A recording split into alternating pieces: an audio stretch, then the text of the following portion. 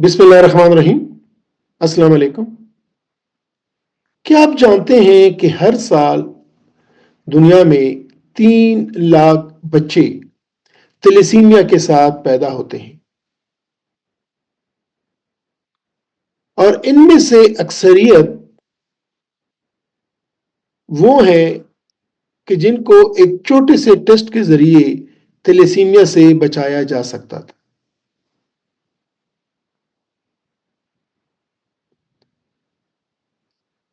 ایک سمپل سا سادہ سا خون کا ٹیسٹ کسی بھی بچے کو عمر بھر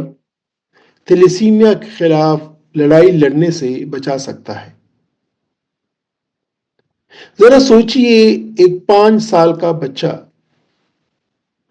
جس کو ہر چند ہفتے بعد خون کی ضرورت پڑتی ہے صرف اس لیے کہ وہ زندہ رہے، اور دنیا بھر میں کروڑوں لوگ تیلیسیمیا کے ساتھ نبرد آزما ہیں، اپنی زندگی کی جنگ لڑ رہے ہیں۔ ایک ایسی بیماری جس کو یقینی طور پہ بچایا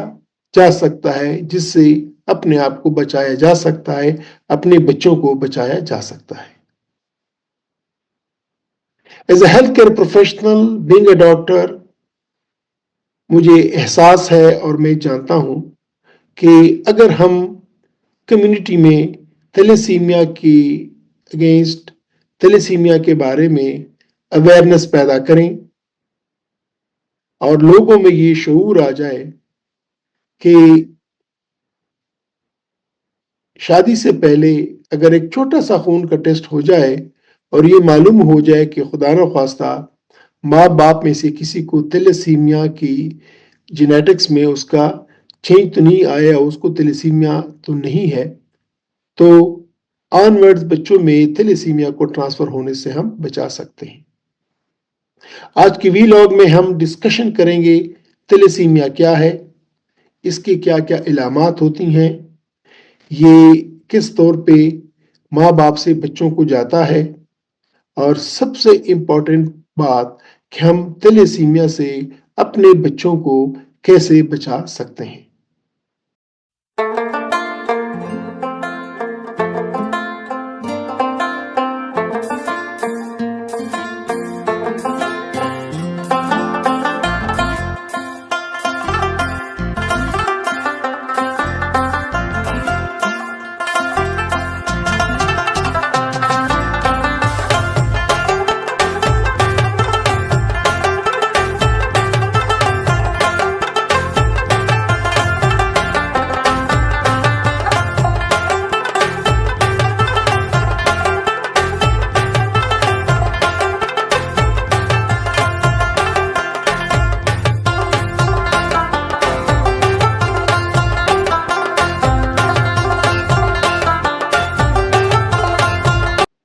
میں آپ لوگوں کے ساتھ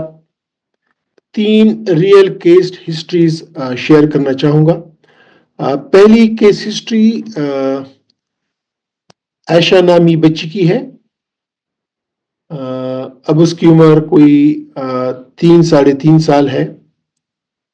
جب وہ 8 مہینے کی تھی تو اس کے والدین نے نوٹس کیا کہ وہ کافی پیل ہے،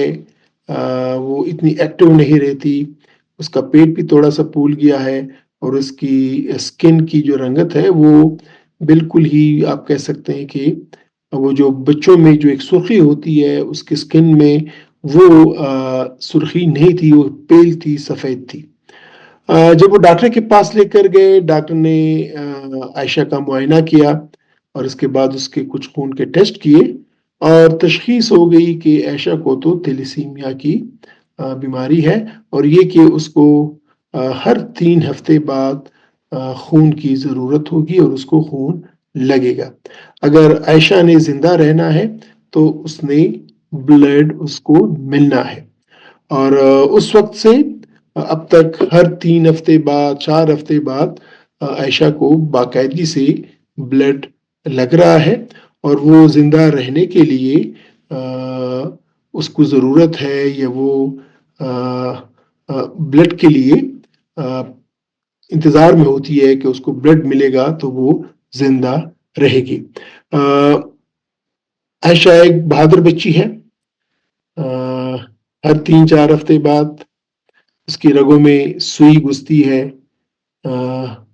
خون اس کو دیا جاتا ہے۔ نہ صرف یہ کہ وہ خود ایک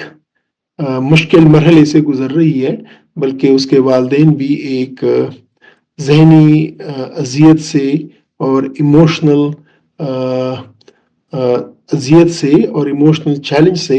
گزر رہے ہیں۔ عائشہ کی کہانی ہمیں بتاتی ہے کہ ایک تو یہ ہے کہ اگر ارلی ڈائگنوسس ہو جائے، ابتدائی تشخیص ہو جائے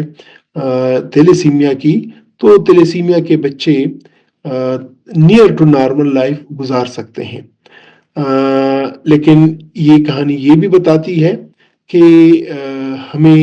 وافر مقدار میں بلڈ سپلائی چاہیے ان بچوں کے لیے۔ اگر ہم ان بچوں کو بلڈ سے محروم کریں گے تو وہ زندگی سے محروم ہو جائیں گے۔ تو عائشہ کی کہانی ایک ہم سب کے لیے یہ آئی اوپنر ہے، ہماری آنکھیں کھولنے کے لیے ہے کہ تھیلیسیمیا، اور میرے خیال میں کہ شاید ہی کوئی ایسی فیملی ہو کہ جس کے خاندان میں یا جس کے جاننے والوں میں کوئی تھیلیسیمیا کا بچہ نہ ہو۔ لہٰذا یہ میری ریکویسٹ ہوگی کہ آپ لازماً یہ میسیج جو آج کی میری ویڈیو ہوگی یہ آپ تمام اپنے عزیز دوستوں کے ساتھ، اپنے رشتہ داروں کے ساتھ شیئر کیجیے گا تاکہ ان کو تھیلیسیمیا کے بارے میں اویئرنیس ہو جائے۔ دوسری کہانی ایک کپل کی ہے، راجا اور میرا۔ ان کی شادی ہوئی اور جب انہوں نے پلان کیا کہ ہم بچے کے لیے پلاننگ کی، اور جب میرا کو حمل ٹھہرا اور اس کے بعد ایک روٹین ٹیسٹ ہوا جو اس میں پتہ چلا کہ میرا اور راجا دونوں ہی تھیلیسیمیا کیریئر ہیں۔ یعنی میرا کو بھی وہ بھی تھیلیسیمیا کیریئر تھی اور راجا بھی تھیلیسیمیا کیریئر تھا۔ انفیکٹ یہ دونوں کزن تھے اور ان کے ماں باپ بھی آپس میں کزن تھے۔ یعنی یہ سیکنڈ جنریشن تھی، تھرڈ جنریشن تھی جن کو فیملی میں ان کی شادیاں ہو رہی تھی، تو دونوں میں وہ تھیلیسیمیا کیریئر کے جین تھے، اور اس طرح ان کے بچے کو کوئی 25% یعنی 25% رسک تھا کہ وہ بھی شاید تھیلیسیمیا میجر ہوگا۔ ان دونوں کو کوئی آئیڈیا نہیں تھا، یہ سوچ ہی نہیں سکتے تھے کہ ہم دونوں جو ہمارا بچہ ہے اس کو 25% رسک ہے کہ وہ میجر تھیلیسیمیا ہوگا اور اس کو ساری عمر بلڈ کی ضرورت پڑے گی۔ تو یہ اس کہانی سے ہمیں جو سبق ملتا ہے وہ یہ ہے کہ کزن میرجز میں تھیلیسیمیا کا چانس زیادہ ہوتا ہے۔ اگر پہلی، دوسری، تیسری جنریشنز میں ہی یہ کزن میرجز ہوتی ہیں، تو اگر کسی بھی جنریشن پہ کسی بھی ماں باپ میں سے کسی بھی ایک فرد کو اگر تھیلیسیمیا کا جین ہے تو وہ نسل در نسل ٹرانسفر ہوتا ہے، اور جیسے ہی اگر دونوں ماں باپ میں سے دونوں تھیلیسیمیا کے کیریئر ہیں تو ان کے بچوں کو کافی چانس بڑھ جاتا ہے کہ وہ تھیلیسیمیا کی اور تھیلیسیمیا میجر میں مبتلا ہوں گے۔ اس لیے یہ ضروری سمجھا جاتا ہے کہ تھیلیسیمیا کا ٹیسٹ کیا جانا چاہیے، ایون شادی سے پہلے کیا جانا چاہیے، کہ اگر خدا نخواستہ دونوں کو تھیلیسیمیا کیریئر ہے تو وہ شادی اوائڈ کرنی چاہیے۔ اگر ایک کو ہے اور دوسرے کو نہیں ہے تو پھر چانس بہت کم ہو جاتا ہے، اور پھر سیکنڈری ٹرشری لیول پہ ہم ٹیسٹ کرتے ہیں کہ آیا خدا نخواستہ بچے میں تھیلیسیمیا کا چانس تو نہیں ہے۔ لیکن اگر ماں باپ میں دونوں کو تھیلیسیمیا کیریئر ہیں، تھیلیسیمیا جین ہے، تو پھر بچوں میں بہت ہائی رسک ہوتا ہے کہ وہ تھیلیسیمیا کے مریض ہوں گے اور تھیلیسیمیا میجر کے مریض ہوں گے۔ تو ایک چھوٹا سا ٹیسٹ اگر شادی کرنے سے پہلے، لڑکا لڑکی کی بات فائنل کرنے سے پہلے ہو جائے بہترین، نہ ہوا تو اگر شادی ہوئی ہے تو پھر پریگننسی سے شادی ہو گئی اور پھر پتہ چلا کہ دونوں تیلیسیمیا کے کیریئر ہیں، ایک کو تیلیسیمیا ہے، تو پریگننسی کے بعد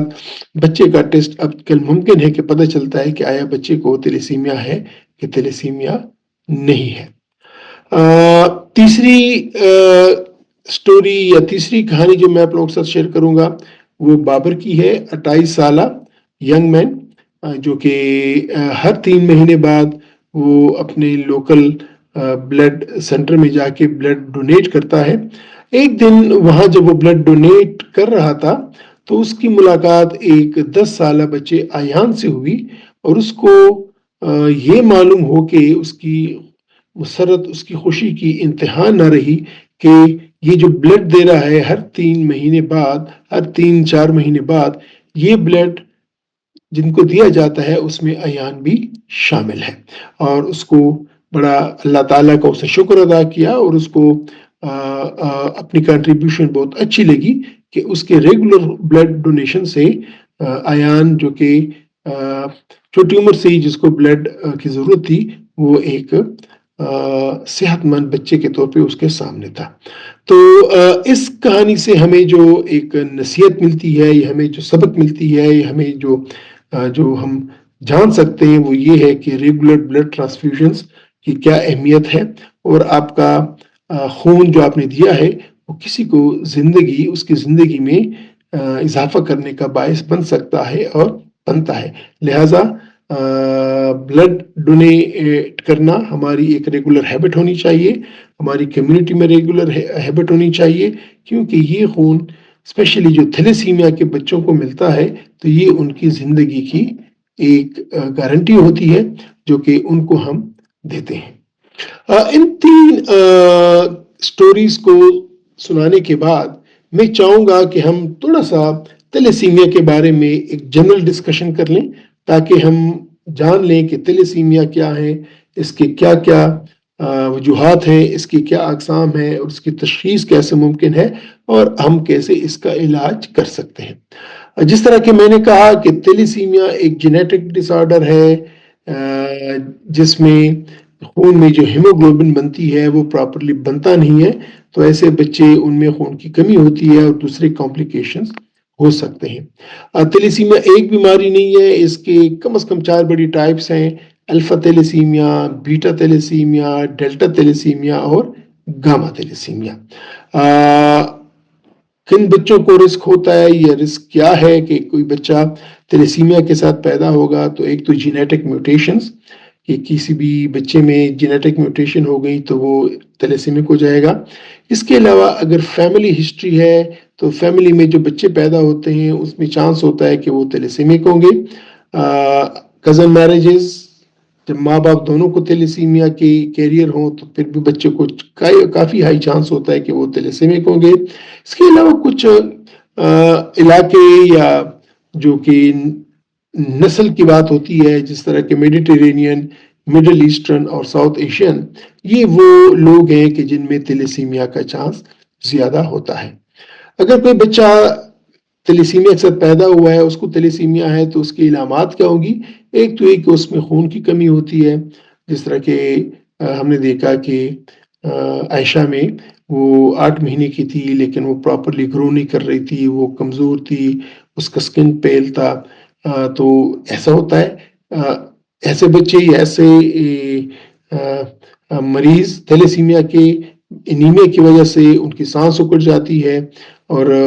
بچوں کا جو پیٹ میں تلی ہوتی ہے وہ بڑھ جاتی ہے، جس کو سپلین بولتے ہیں، ان کی ہڈیاں کمزور رہتی ہیں، اور ایسے بچے جو مائل سٹون ہے گروتھ کے، ڈیولپمنٹ کے، وہ ان میں لیٹ آتے ہیں۔ اگر آپ کو شک ہو کہ کسی بچے میں تیلیسیمیا ہے یا کسی شخص میں تیلیسیمیا ہے، ہمارے پاس ایون ایڈلٹ ہوڈ میں مریض آ جاتے ہیں، اور ان کا ہم دیکھتے ہیں کہ وہ خون ان کا کم رہتا ہے ہمیشہ، ان کے بہت زیادہ ٹیسٹ کیے ہوتے ہیں، لیکن جب پتہ چلتا ہے، ہم ٹیسٹ کرتے ہیں تو پتہ چلتا ہے کہ اس کو تو تیلیسیمیا ہے۔ پچھلے دنوں ایک خاتون میرے پاس آئیں، اور اس میں اس کی باڈی میں آئرن بہت زیادہ تھا، اس کی باڈی میں آئرن بہت زیادہ تھا، اور وہ میرے پاس لوکل ڈاکٹر نے بھجوایا تھا کہ جی آپ جائیں اور میرے پاس کہ ورک اپ کریں کہ اس کو ایک جگر کا سکڑا ایک بیماری ہوتی ہے جس کو ہم کرومیٹوسس بولتے ہیں، ہیموکرومیٹوسس، تو بھجوایا تاکہ دیکھ لیں کہ آیا اس کو ہیموکرومیٹوسس تو نہیں ہے۔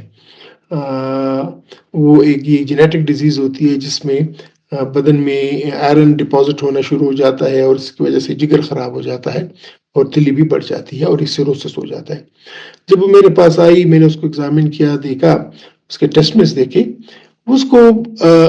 کرونک انیمیا تھا، بہت ہی کئی سالوں سے اس کی انیمیا ڈائگنوز ہو گئی تھی۔ جب وہ اس کی شادی ہو گئی تھی اور جب پریگننسی ہوتی تھی اس کا خون بہت کم ہو جاتا تھا، اور اس کو خون کی کمی پورا کرنے کے لیے اس کو ریگولرلی انجیکٹیبل آئرن بھی لگتا رہا اور ریگولرلی اس کو آئرن کے سپلیمنٹس بھی دیے جاتے تھے۔ جب میں نے ایگزامن کیا، میں نے ان کپل سے کہا، میں نے کہا دیکھیں شوہر بھی اس کے ساتھ تھا، کہ دو پاسبلٹیز ہیں، یا تو یہ ہے کہ واقعی اس کے بدن میں ہیموکرومیٹوز کی طرح جا رہی ہے، لیکن مجھے لگ رہا ہے کیونکہ یہ شاید ایسا نہ ہو کہ یہ تھیلیسیمیا کی مریضہ ہو اور اس کو بلڈ پورا کرنے کے لیے ہم باہر سے بہت زیادہ ڈاکٹر لوگ اور یہ آئرن دیتے ہیں، تو شاید وہ آئرن ڈپازٹ ہوا ہے۔ جب میں نے اس کے ٹیسٹ کیے اور ایچ بی الیکٹروفوریسس کی تو وہی پتہ چلا کہ اس کو تھیلیسیمیا تھا، کس نے اس کا یہ ٹیسٹ کیا نہیں تھا، اور اس وجہ سے اس کو ریگولرلی انجیکٹیبل آئرن بھی ملتا رہا اور اورل بھی ملتا رہا، اور وہ چونکہ اس کی باڈی وہ آئرن کو استعمال نہیں کر پاتی تھی خون بنانے کے لیے، کیونکہ اس کو تھیلیسیمیا تھا، اس میں فالٹ تھا، تو وہ آئرن اس کی باڈی میں کافی حد تک ڈپازٹ ہو گیا تھا اور اس کا جو فیریٹین تھا وہ تقریباً کوئی 3,500 کی ملی گرام تک پہنچ گیا تھا۔ تو ایسا بھی ہوتا ہے۔ تو تشخیص کے لیے خون کا ٹیسٹ ہوتا ہے جس میں امپورٹنٹ خون کا ٹیسٹ ہوتا ہے ہیموگلوبن الیکٹروفوریسس، جینیٹک ٹیسٹنگ بھی ہوتی ہے اور پری نیٹل ٹیسٹنگ بھی ہوتی ہے۔ اگر ہم علاج میں آئیں کہ تھیلیسیمیا کا علاج کیسے ممکن ہوتا ہے، تو تھیلیسیمیا کا علاج بلڈ ٹرانسفیوژنز،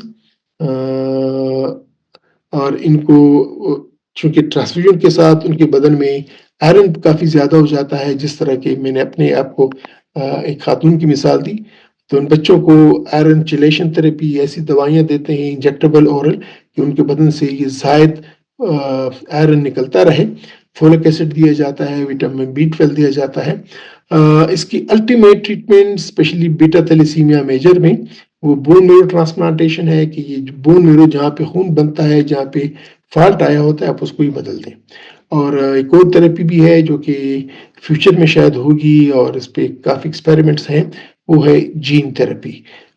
کہ جو جین خراب ہوتا ہے بون میرو میں اس کو چینج کر دیا جائے۔ تھیلیسیمیا کی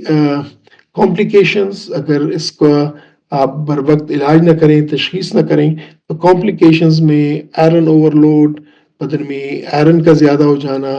دل، ہارٹ فیلئر، جگر کو نقصان، ہڈیوں کو نقصان، انفرٹیلیٹی اور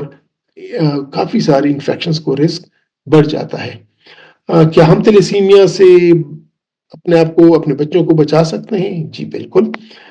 primary prevention, secondary prevention, tertiary prevention. Primary prevention یہ ہے کہ جس طرح کہ میں نے کہا کہ جن کی فیملی میں تھیلیسیمیا ہے تو وہ تو لازماً فیملی اسکریننگ کرنی چاہیے اور جینیٹک کاؤنسلنگ کرنی چاہیے، اور اگر جو تھیلیسیمک پیشنٹس ہوں ان کو آپس میں شادی نہیں کرنی چاہیے۔ اس کے بعد اگر پہلے ٹیسٹ نہیں کیا تھا اور ماں باپ میں سے دونوں یا ایک کو تھیلیسیمیا ہے تو آف کورس جب حمل ٹھہرتا ہے تو اس وقت ایک ٹیسٹ کیا جاتا ہے جس کو پری نیٹل ٹیسٹنگ ہوتی ہے، اور اس کے علاوہ ایک اور بھی ہوتی ہے کہ اگر پری نیٹل ٹیسٹنگ نہیں ہوئی لیکن جب وہ حمل ٹھہرنے لگتا ہے تو شروعات میں بھی ایک ٹیسٹ ہوتا ہے جس کو پری امپلانٹیشن جینیٹک ڈائگنوزس یا PGD بولتے ہیں۔ اس کے بعد اگر کوئی تھیلیسیمیا کا مریض ہے، بن گیا ہے، پریونٹ ہم نہیں کر سکے پرائمری پریونشن، تو of course secondary tertiary prevention کا لیول آتا ہے۔ سیکنڈری پریونشن میں آپ ایسے بچوں کو خون دیتے ہیں، آئرن چیلیشن تھراپی دیتے ہیں، فولک ایسڈ سپلیمنٹس دیتے ہیں تاکہ انیمیا نہ رہے اور ان کے بچوں کی گروتھ نارمل رہے۔ اور ٹرشری پریونشن میں